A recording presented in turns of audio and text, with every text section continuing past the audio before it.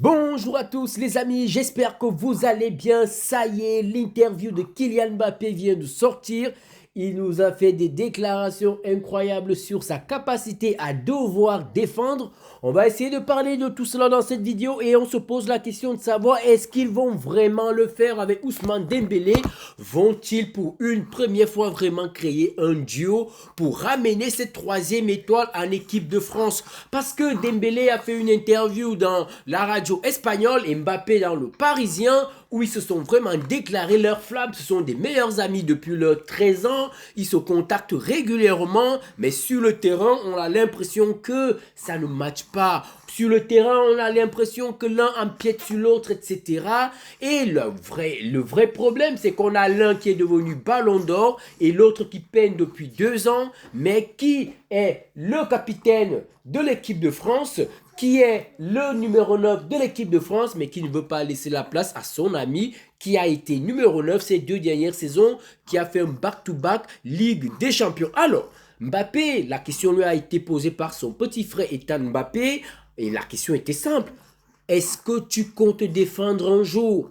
Vas-tu faire le pressing avec un rire narcissique comme on le connaît très bien notre Kicks national? Mbappé a simplement dit que je pense qu'il est temps que j'évolue un peu dans cet aspect. On est donc très très loin des propos de son père la saison dernière après la finale de Ligue des Champions où ce dernier essayait de comparer l'activité défensive de Kvaratskhelia. On se rappelle très bien cette action où Kvaratskhelia, 80e minute, fait un retour expressif au-dessus du Dumfries.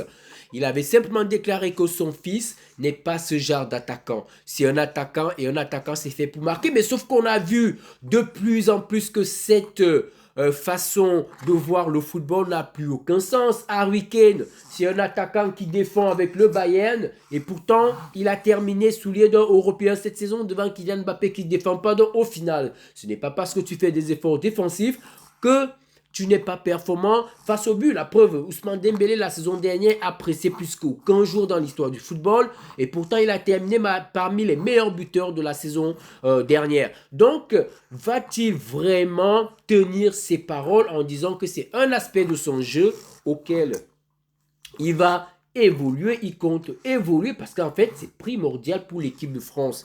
Et pour beaucoup d'internautes, pour beaucoup de journalistes, notamment Walid Acherchou, il voit là un certain message envoyé non seulement à nous, supporters et fans de foot, mais aussi à son sélectionneur Didier Deschamps, lui disant que en fait, je suis prêt à ce que tu mettes peut-être en place le 4-3-3, que Dembélé occupe le poste de 9 et moi que je puisse jouer à gauche, sachant que je pourrais enfin peut-être défendre comme je le faisais autrefois. Parce qu'il faut le dire, Dembélé ne peut pas aller à 9 dans un système en 4-2-3-1. Tu ne peux pas faire jouer un faux numéro 9 avec un numéro 10, ça n'a aucun sens en fait. Donc, est-ce qu'ils vont le faire? Est-ce que ce duo va enfin pouvoir marcher? Parce que ça sera un gros échec de Didier Deschamps qui les a eus lors des 3 dernières Coupes du Monde sans vraiment réussir à les faire matcher tous les deux. Parce qu'on le sait, à leur début, c'était tous annoncés des cracks mondiaux, meilleurs jeunes joueurs de Ligue 1, meilleurs jeunes joueurs de Bundesliga, etc. Et l'un est devenu ballon d'or, mais en équipe nationale, il n'y a que l'un qui a toujours brillé et l'autre a presque été tout le temps un joueur d'ajustement, un paramètre d'équilibre parce que l'autre ne défendait pas de l'autre côté. Bref, vous l'avez compris.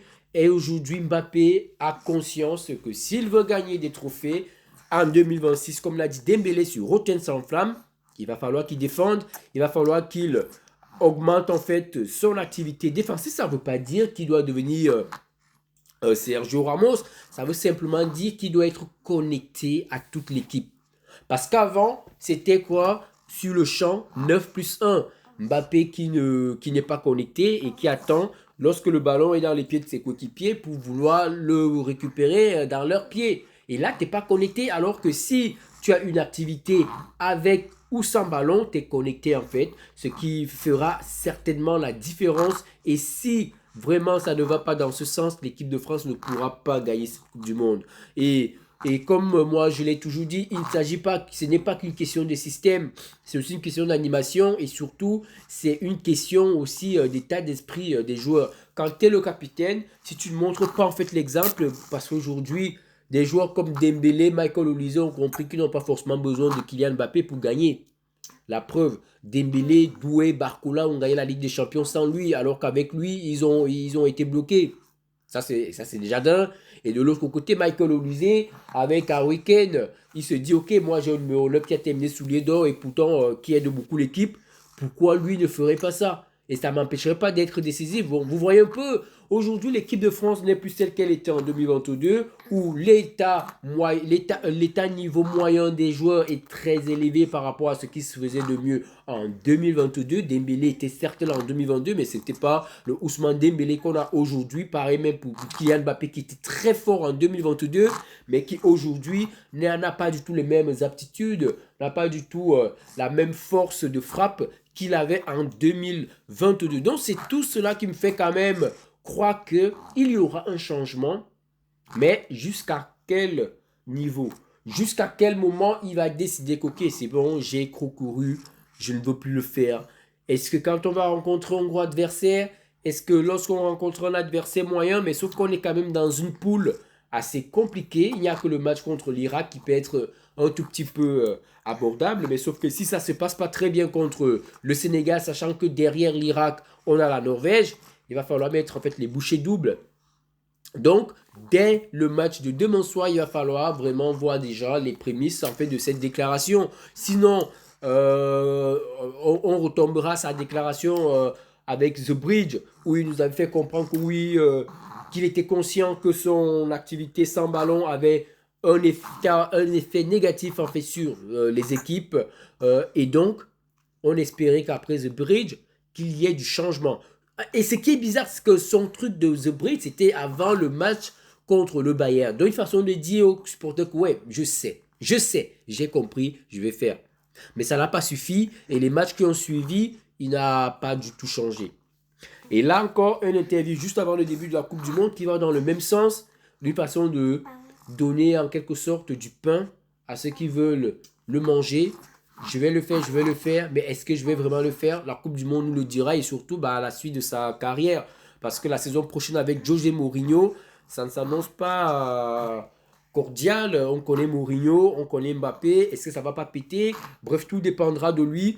Et de l'autre côté, Ousmane Dembélé, on ne va pas aussi tout le temps se cacher derrière le fait qu'il joue pas son poste. T'es le ballon d'or, tu dois t'affirmer, comme j'ai fait dans ma précédente vidéo, tu dois montrer quoi qu'il arrive, quel que soit le poste, que tu es capable en fait de porter le ballon, tu es capable d'éliminer, tu es capable de trouver des circuits de passe introuvables, tu es ambidestre et j'ai tout le temps l'impression qu'il ne joue presque qu'avec son pied gauche ces derniers temps, comme s'il ne veut pas jouer avec son pied droit. Est-ce qu'il a encore des douleurs? Je ne sais pas trop, mais de toutes les façons, il va falloir qu'il hausse aussi son niveau et que c'est dire simplement que oui, il doit jouer numéro 9 pour être performant. Ce n'est pas possible en fait pour un ballon d'or. Donc c'est tout ça. J'attends énormément de Sodio dans cette Coupe du Monde parce que si Sodio ne performe pas, malheureusement, malgré Michael Olise qui est très bon, malgré Désiré Doué, Barcola qui sont très bons, on ne pourra pas gagner cette Coupe du Monde. Ça passera forcément par un niveau excellent de Sodio, pas seulement d'un seul, mais de Sodio.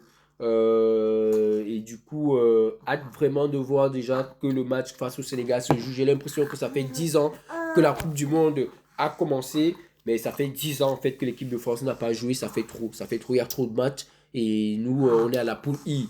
Vous vous rendez compte? C'est abusé. A, B, C, D, E, F, G, H. Nous, on a I. Alors qu'avant, les poules s'arrêtaient à H, ce qui signifie que dans l'ancien système, l'équipe de France aurait déjà joué. Donc, vous comprenez un peu mon désarroi de vouloir voir, en fait, déjà l'équipe de France, de vouloir voir ce que Deschamps va nous proposer. On a déjà la compo probable qui sera donc certainement celle qui a joué face à l'Irlande avec le quatuor offensif composé de Désiré Doué à gauche, Michael Olise à droite, Dembélé au poste de numéro 10 et Kylian Mbappé au poste de numéro 9. Mais bon, comme on le dit toujours, mettre des joueurs sur le terrain, c'est une chose. Le plus important, c'est l'animation. Et on verra lors des 10-15 premières minutes, est-ce que Mbappé se comportera toujours comme du n'importe quoi face en fait au positionnement de Ousmane Dembélé. On verra ça très très vite dans ce match. Merci!